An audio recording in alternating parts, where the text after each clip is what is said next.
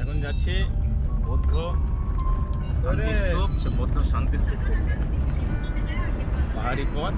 আচ্ছা, এবং কাঠমান্ডু থেকে পোখরা এসেছি। পোখরা এসে পোখরা থেকে আমরা যে হোটেলে ছিলাম সেই হোটেল থেকে ফেওয়া লেকের ধারে ছিল, সেই ফেওয়া লেকের ধার থেকে আমরা এখন গাড়ি করে যাচ্ছি হচ্ছে বৌদ্ধস্তূপ দেখতে। ওখানে দুটো জায়গা একই সাথে আছে, মহাদেবের মূর্তি মন্দির, সেই সাথে বৌদ্ধ শান্তিস্তূপ।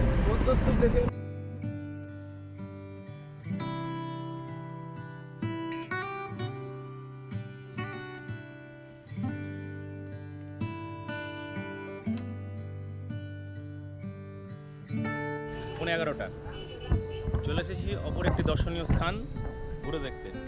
এটা হচ্ছে পোখরা 22 পমদি শিব মন্দির, এবং তার সামনেই রয়েছে এই পাহাড়ের দৃশ্য, সুউচ্চ পাহাড়, ওপরে মায়ের মন্দির, ওটাও যাব। আর এখান থেকে দেখাই বন্ধু আপনাদের, এই দেখুন এই পাহাড়ের দৃশ্য।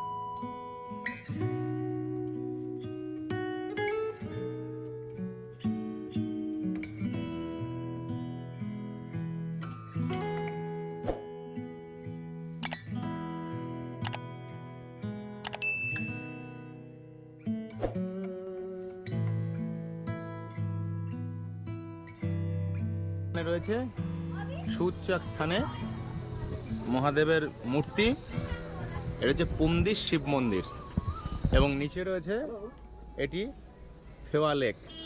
লেকটি একদম ছোট একটি সে কাপে রাখা জলের মতো লাগছে। আর সামনেই রয়েছে ওই দূরে সারাংকোট বলে একটা জায়গা আছে, রয়েছে সারি সারি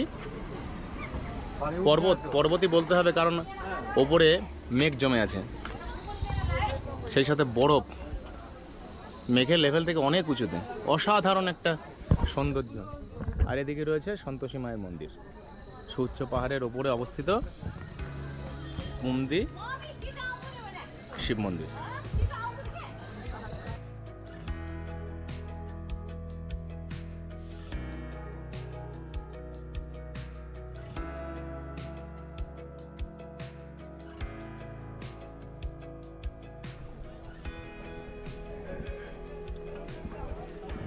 দেখানোর তো জায়গা তো শেষ নেই, অজস্র জায়গা পরপর, কিন্তু যেদিকে তাকাবো সেদিকে সৌন্দর্য যেন হাতছানি দিয়ে ডাকছে।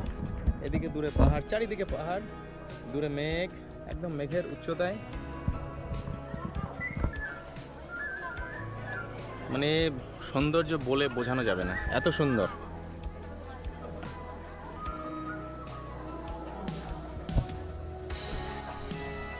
গাড়ি টাইম দেখে চলুক, আমরাও আমাদের টাইম দেখে চলছি, অসুবিধা নেই। যাচ্ছি পুমদি শিব মন্দিরে।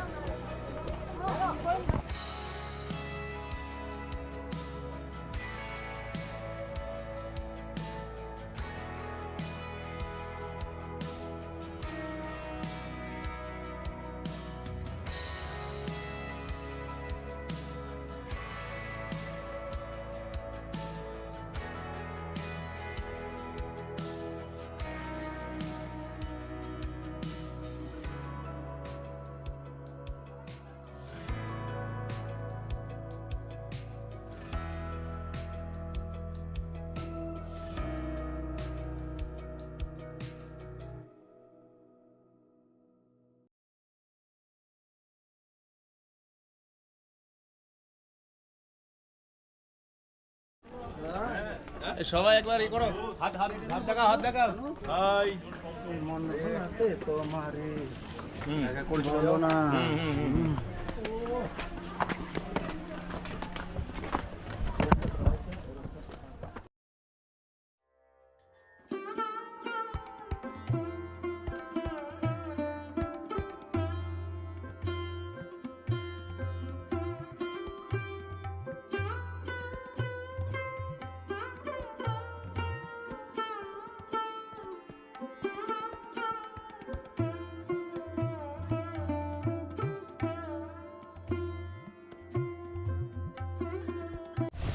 কুম্ভিকোট শিব মন্দির, শিব স্ট্যাচু, মহাদেবের মূর্তি, এবং অনেকটা উঁচুতে।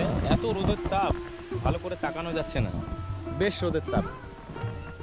এই পুমদিকোট জায়গাটি হলো নেপালের গণ্ডকী প্রদেশের কাস্কি জেলায় অবস্থিত একটি সুউচ্চ পাহাড়ি স্থান, এবং এখানে রয়েছে নেপালের দ্বিতীয় বৃহত্তম ভগবান মহাদেবের মূর্তি, এবং এই মূর্তিটির উচ্চতা 108 ফুট।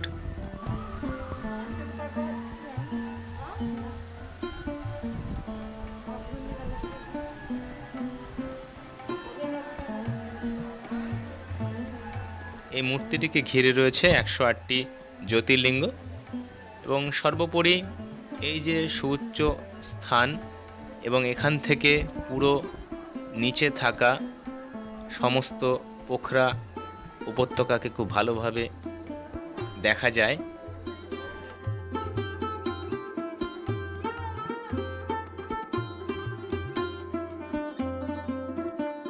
এটি একটি সুন্দর জায়গা এবং ধর্মীয় গন্তব্য হিসাবে, পর্যটন ক্ষেত্র হিসাবে এটি বিবেচিত হয়।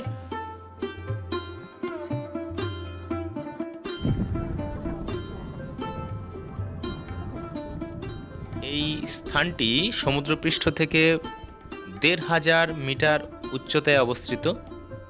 এখান থেকে এই দূরে দেখা যাচ্ছে যে স্থানটি, সেটি হলো পোখরা উপত্যকা, এবং সেই সাথে নিচে থাকা ছোট ফেওয়া লেক। তার সম্পূর্ণ দৃশ্য খুব ভালোভাবে ওপর থেকে দেখা যায়।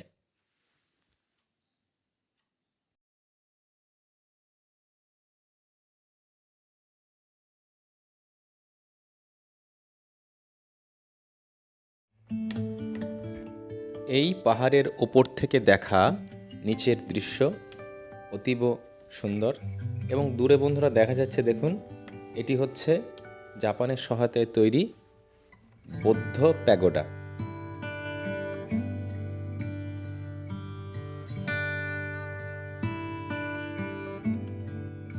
এই স্থানটি দেখা হয়ে গেল।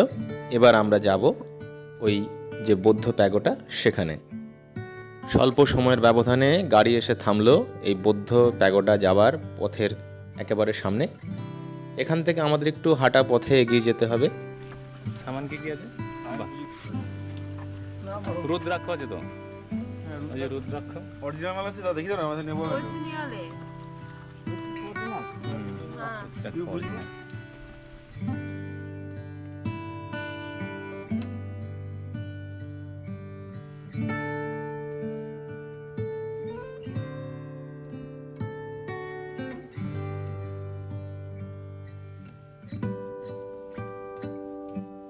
এই জাপানের সহায়তায় তৈরি প্যাগোডা বা শান্তিস্তূপ, এটি দেখতে যাওয়ার পথে ওপর থেকে নিচে যে পাহাড়ি সৌন্দর্য খুব ভালোভাবে উপলব্ধি করা যাচ্ছে, দেখা যাচ্ছে।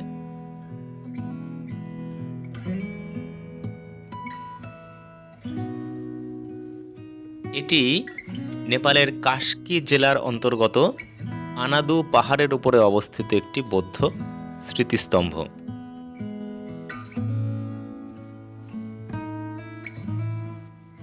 আমরা পৌঁছে গেছি এই জাপানি পিস প্যাগোডার কাছে, এবং ওপর থেকে নিচে যেটা দেখা যাচ্ছে সেটি হলো পোখরা উপত্যকা, পোখরা শহর, এবং তার এক প্রান্তে রয়েছে ছোট্ট ফেওয়া লেক।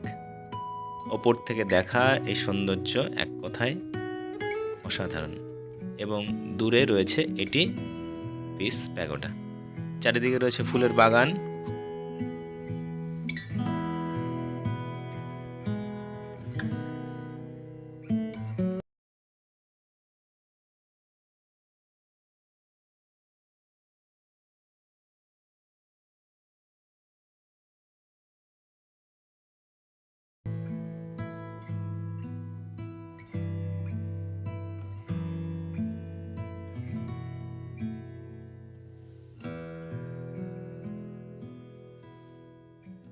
পোখরার এই শান্তি স্তূপটি মায়োহোজি সন্ন্যাসী মেরিওকা শোনিন ও স্থানীয় বৌদ্ধ সন্ন্যাসী নিচি দাৎসু ফুজির তত্ত্বাবধানে প্রথম প্রতিষ্ঠিত হয়।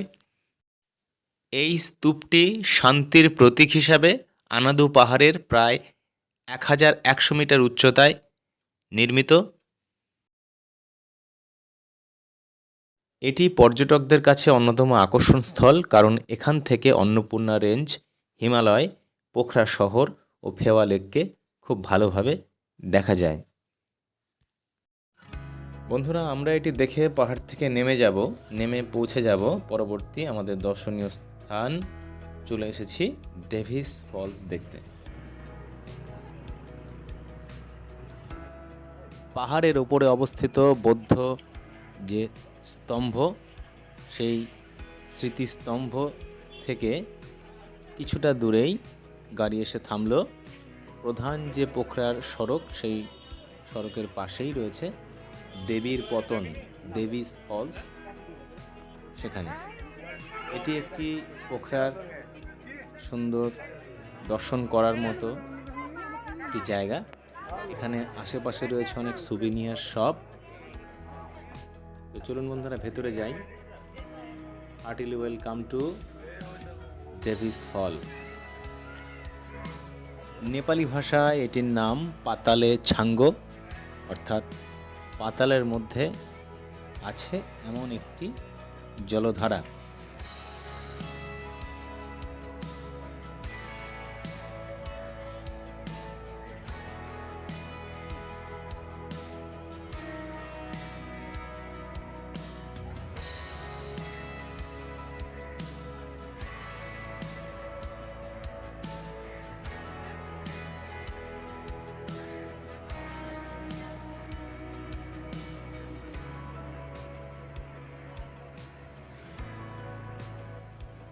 এই ডেভিস ফলস এর মূল বিষয়টি হলো, এখানে একটি জলধারা রয়েছে এবং সেই জলধারাটি একটি সুড়ঙ্গের মধ্যে দিয়ে অতিক্রান্ত হয়ে সেটি গুপ্তেশ্বর মহাদেব যে টেম্পল, সেই মন্দিরের ভেতর দিয়ে গিয়ে পড়ছে নিকটবর্তী ফেওয়া লেকে, এবং ফেওয়া লেক এই জলধারা থেকেই সৃষ্টি হয়েছে। চলুন বন্ধুরা, একটু এগিয়ে যাই, দেখাই আপনাদের এই জলধারার যে রূপ সেটিকে।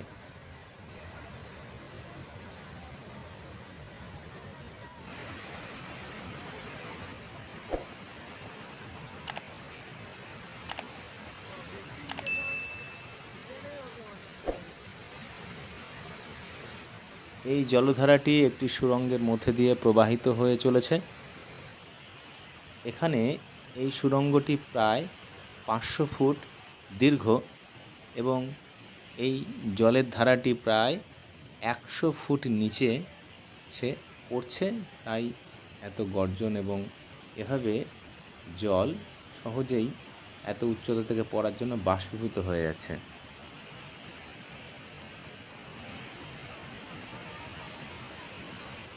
এই ডেভিস ফলস যে টুরিস্ট স্পট, তাকে কেন্দ্র করে রয়েছে অনেক সুভিনিয়ার শপ, ক্যাফে হাউস, এছাড়া কেনাকাটা করার জন্য অনেক দোকান তো রয়েছেই।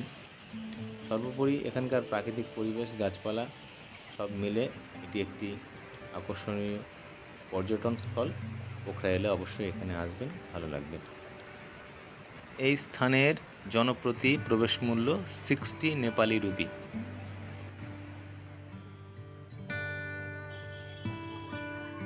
ডেভিস ফলস দর্শন করে চলে এলাম ঠিক যে পোখরার প্রধান যে সড়ক পথ আছে সেই সড়ক পথের একেবারে উল্টো দিকেই রয়েছে, হাঁটা পথে কিছু দূর গেলেই পাবেন গুপ্তেশ্বর মহাদেব মন্দির।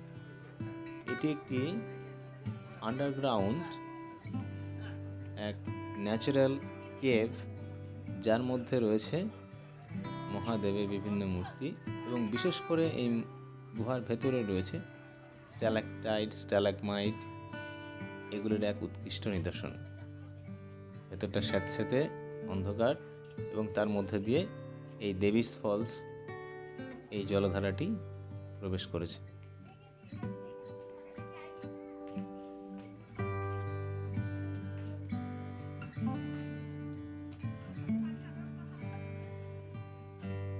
এটি হলো গুপ্তেশ্বর মহাদেব মন্দির, তার এন্ট্রান্স। চলে এসেছি ভেতরে। এখানে টিকিট কাউন্টার রয়েছে এবং এখানে দর্শন করার জন্য জনপ্রতি টিকিট মূল্য 100 নেপালি রুপি, 100 নেপালি রুপি।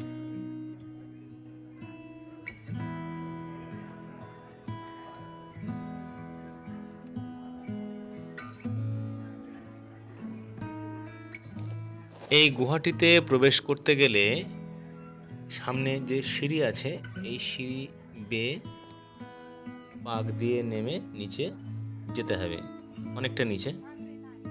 এটি নেপালের একেবারে দেবী ফলসের কাছে অবস্থিত, যেটি ছোড়ে পাটন বলে একটি জায়গা পোখরাতেই রয়েছে এবং এটি পোখরার একটি দর্শনীয় স্থানও বটে।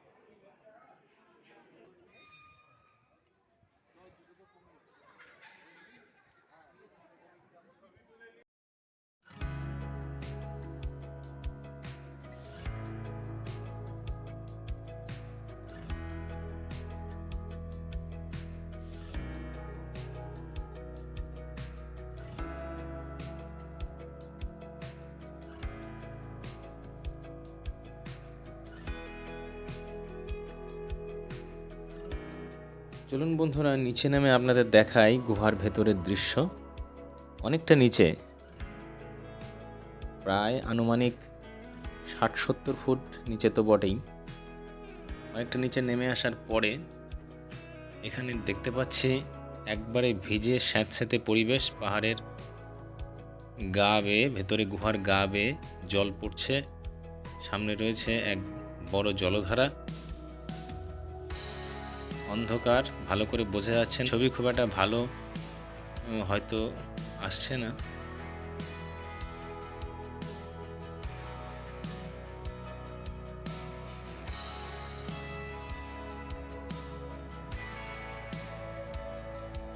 যাই হোক, এটি দর্শন করে আমরা বেরিয়ে এলাম এবং ফিরতে হবে আমাদের পূর্ব নির্ধারিত হোটেলে ফিরে একটু বিশ্রাম নিয়ে আমরা বেরোবো রাতের দিকে। বন্ধুরা, এই ব্লগটি কেমন লাগলো অবশ্যই কমেন্ট করে জানাবেন। ভালো লাগলে লাইক, শেয়ার, সাবস্ক্রাইব করে পাশে থাকবেন।